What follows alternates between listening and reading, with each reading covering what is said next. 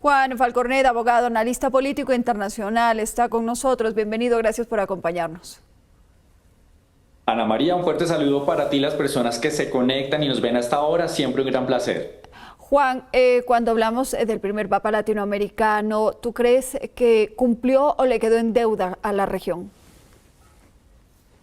Pues Ana María, indiscutiblemente, a pesar de ser un papa que representaba un cambio y una visión del mundo para el Vaticano, en realidad yo creo que sí hubo cosas que quedó en deuda. Muy seguramente nosotros esperábamos una mayor presencia en Latinoamérica, un mayor fortalecimiento, digamos, de su discurso en torno a temas que si bien resultan polémicos al interior de la iglesia, pues obedecían a unos cambios que estaba viviendo el mundo. Pensemos en temas susceptibles como el aborto, el uso de anticonceptivos y también los escándalos de pederastia, entre muchas otras. Creo que de pronto nosotros esperábamos una visión mucho más dinamizadora, mucho más objetiva y decidida a resolver, digamos, esos retos que de alguna manera hubiesen podido modernizar a la iglesia. También por otro punto hay que recordar que en América Latina pues había un gran fervor,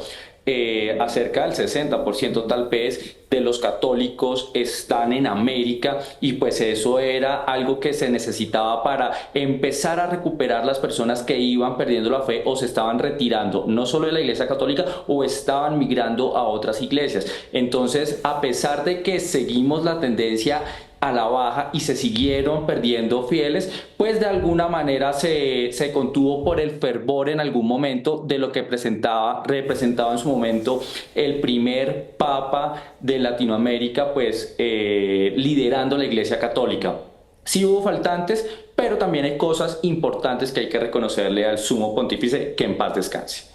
Bueno, dentro de esas cosas importantes, un tema en el que vemos y lo vivimos muy de cerca es el tema migratorio, y ese fue una de las mayores preocupaciones de Francisco. Inició su pontificado abordando este tema y el último día de trabajo lo hizo abordando este tema. Y ahí viene la pregunta de quienes están un poco apartados de la Iglesia Católica, es decir,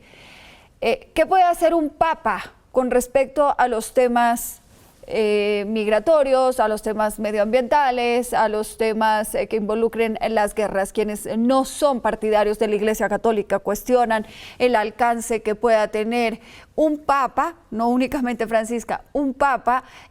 con respecto a su postura o al análisis o a cómo puede interferir en estos temas. Sí, indiscutiblemente aquí lo que nosotros vemos es que, y digamos, aparte de liderar la Iglesia Católica, pues el Papa también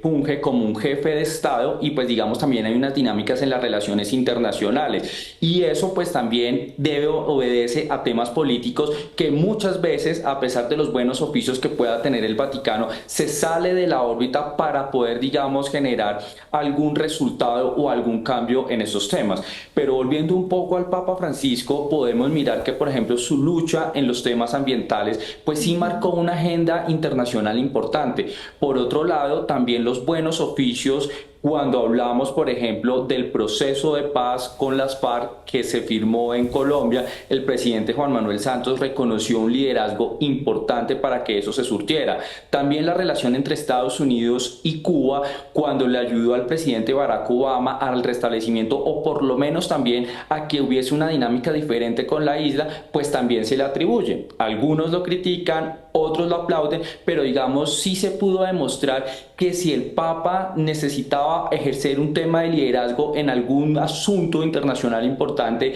en algunos casos sí se puede lograr efectivamente porque su palabra, su reconocimiento y lo que representa, pues puede hacer que varios líderes mundiales de alguna manera le copien el mensaje. En algunos escenarios como la guerra entre Rusia y Ucrania, pues no vimos unos resultados tan tangibles pese a los reiterados llamados para que se respetara, digamos, a la población civil. Pero en términos generales uno podría resumir que un mayor liderazgo de un papa podría representar en por lo menos ser facilitador de algunos mecanismos de comunicación entre partes que puedan estar enfrentadas en algún momento por algún asunto puntual. Entonces yo sí creo que se necesita que la Iglesia Católica ejerza ese liderazgo, pero también entender que la Iglesia Católica necesita renovarse y entender las dinámicas de lo que está pasando en el mundo, porque parte, digamos, de la falta de acompañamiento o que se haya perdido el entusiasmo con el Papa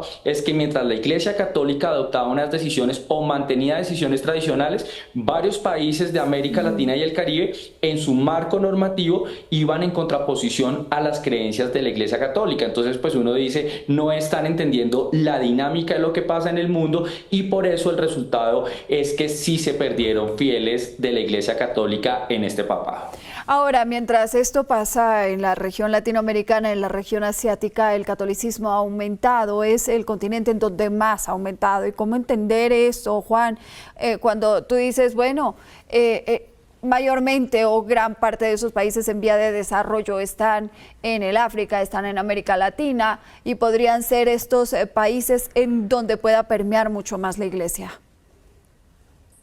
Sí, ese fenómeno sí resulta bien interesante, porque mientras uno pensaría que en América debería haberse dado un incremento, por ejemplo, de fieles, en ciertas partes del mundo, en ciertos hemisferios, pues pasaba un fenómeno de que personas empiezan a creer un poco más en la doctrina católica, pero yo creo que eso obedece en parte a que este Papa pues resultaba ser una persona muy empática, con una gran influencia a pesar de los pendientes que le quedaron,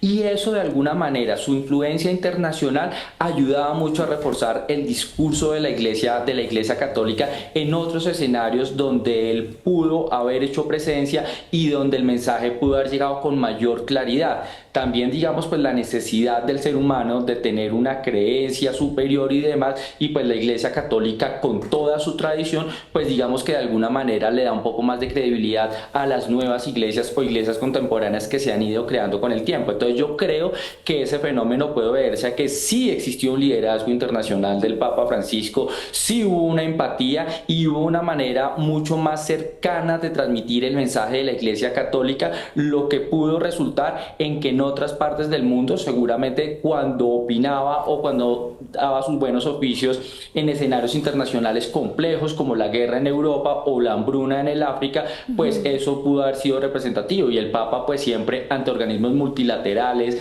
como la ONU o los organismos comunitarios siempre procuró que la Iglesia Católica jugara un rol importante, y eso le dio una visibilidad. Y aparte pues que veníamos de un Papa como Benedicto XVI, que era todo lo contrario, que no era tan empático, que era más bien reservado. Entonces creo que esa exposición mediática que tuvo el Papa Francisco, sobre todo al inicio de su papado, ayudó mucho, digamos, como a esa coerción y a conquistar unos escenarios que uno pensaría atípicos en principio. Sí. Ahora, Juan, dentro del tema medioambiental, que tú ya lo abordaste, pero creo que es importante recalcar el capítulo que él dedica expresamente al Amazonas, en donde realza y aborda esta problemática, y él habla de una problemática medioambiental que no puede ir desligada de lo económico y de lo social. Sí, y este instrumento que utiliza el Papa es muy relevante porque no se había hecho anteriormente, y dedicar esas líneas a la protección ambiental demostraba un conocimiento y una conciencia y una preocupación por todo lo que tenía que ver con el cambio climático, y también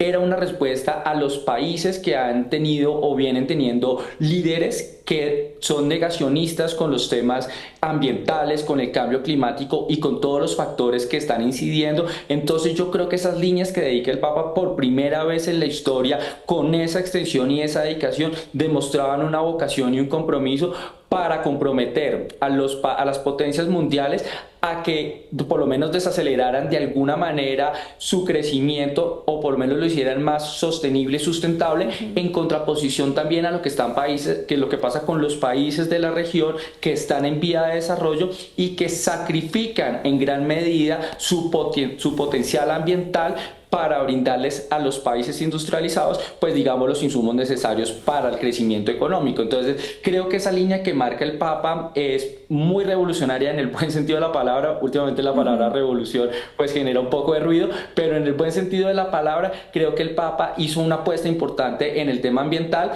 y pues en los foros internacionales donde se han discutido estos temas, pues la presencia de la Iglesia Católica en este sentido pues marca por lo menos una línea diferencial con otros papas que, si bien tuvieron la preocupación, jamás dedicaron o prestaron tanta atención con el particular. Juan, te quiero dar las gracias por haber estado con nosotros. Que tengas un buen día. Juan Falcornet, abogado, analista político internacional. Que la pases bien.